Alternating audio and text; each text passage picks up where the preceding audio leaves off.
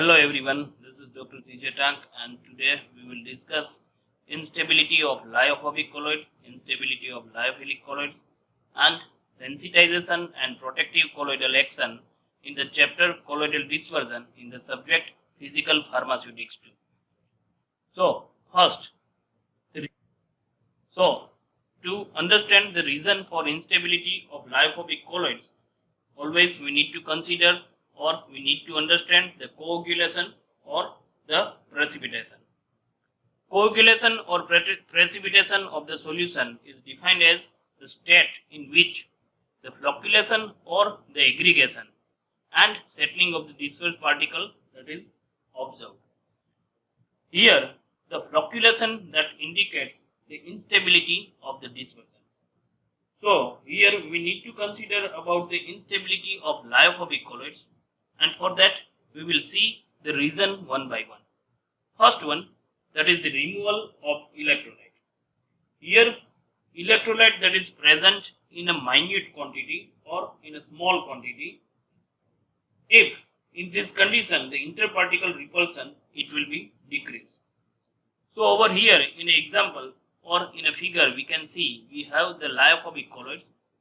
Two lyophobic colloids we have, and if we pass them through the dialysis membrane or through the dialysis, then the electrolyte will be removed, separated out, and the particle that will settle at the bottom, or we can say the coagulation that will occur. The reason, the repulsion in between the particle that will be very less over here.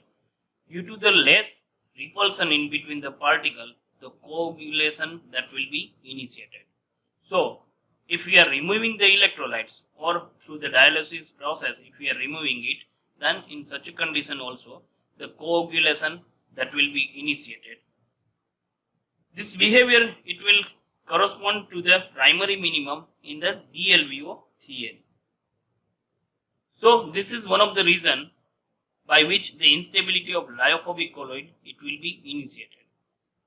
Second one, the addition of excess electrolyte.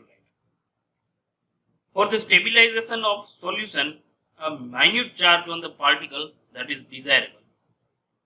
When we are adding excess of electrolyte, then particle they will coagulate and it will be separated out. For example, we have lyophobic colloids. In that, if we are adding the excess of electrolyte, then in this condition the particle they will form aggregation. That means the electrolyte they will form aggregation and the lyophobic particle that will be separated out, and due to that the accumulation of the electrolyte will be observed and instability will be initiated out. This is due to the accumulation of oppositely charged particle. We can consider the oppositely charged particle when they come together. So due to that the physical absorption we can say or the flocculation that will be achieved. Again here also this behavior it corresponds to the secondary minimum in the DLVO theory, or we can say potential energy curve. This corresponds to the secondary minimum. So this is another one example to achieve or to initiate the instability of the lyophobic colloids. Then electrolyte of opposite charge. Here, if we have the lyophobic colloid that has the positive charge which is in a stable condition, in this positive charge lyophobic colloids, if we are adding the electrolytes which have the negative charge, so due to this condition the electrolyte of negative charge it will be adsorbed on the lyophobic colloids which is of positive charge. So due to that the physical adsorption will be achieved, and due to that the flocculation will be initiated and sedimentation will occur. Again this corresponds to the secondary minimum in the DLVO theory. Now the charge, that is also important to consider over here. Charge, or we can say the valency of electrolyte, it has effect on the coagulation, and which is described by the Schulz-Hardy rule. According to the Schulz-Hardy rule, it states that precipitating power of any ion on a dispersed phase of opposite charge it will increases with the increase in the valency or charge of the ion. The higher the valency of the effective ion, the greater will be the precipitating power. We can see in the example over here, anion, it has 3 power, over here the 2 power and 1 power. So here the valency that is higher in a 3, that means FeCN6, it will have higher precipitating power. Same way, in case of cation, we can consider Al plus 3, it has higher precipitating power as compared to Ba plus 2 and Na plus. Now, the precipitating power of an electrolyte, that is expressed as flocculation value. This flocculation value is defined as the minimum concentration in millimoles per liter that is required to precipitate solution in 2 hours. So that the smaller the value, higher the precipitating power of the ion. So this was about the electrolyte of opposite charge when we add into our colloidal dispersion. Especially we are considering here about the lyophobic colloids, so that in such a condition the physical adsorption or the flocculation will be achieved. Then addition of oppositely charged colloid. See, now we are adding the colloidal preparation which has opposite charge. For example, we have lyophobic colloids which has positive charge. In this, we are adding another one lyophobic colloid which has the negative charge. Both the colloidal dispersion, they are stable in nature, but in such a condition, the lyophobic colloids, it will be, or lyophobic colloids which contains the negative charge, it will adsorb on the lyophobic colloids which has positive charge. Or in another sense, we can say, as there is opposite charge, so there will be the attraction in between the particle, or we can say the charge that will be diminished, and due to that there will be the physical adsorption. That means we can say the coagulation and salt precipitation, we can say. And again, this corresponds to the secondary minimum in the DLBO theory. Here we need to consider the zeta potential also, and due to this process, the zeta potential, it will be also decreased and it will be nearly less than 20 volt. So due to this process, again the instability that will be induced in the lyophobic colloids. We can have one of the example for this, that is of this. If we have bismuth subnitrate, then it will undergo the dissociation in the dispersion. In this bismuth subnitrate, if we add tragacanth, which is anionic colloidal dispersion, then the anion, it will combine with the bismuth ion and the salt, it will precipitate out. That means it will come to the unstable mode, or we can say instability will be induced over here. So meanwhile, if we considering the lyophobic colloids, or if we are considering about the instability of lyophobic colloids, then in summary we can say concentration of electrolyte, that is very much critical to maintain the stability of lyophobic colloids. That means we should not have very less amount of the electrolyte, or we should not have very high amount of the electrolyte. According to the presence of electrolyte, it varies the zeta potential also. Very low or very high zeta potential, it indicates the instability of lyophobic colloids. So these are 4 different factors which need to consider. Meanwhile, if we are preparing the lyophobic colloids, and we need to consider about the instability of lyophobic colloids.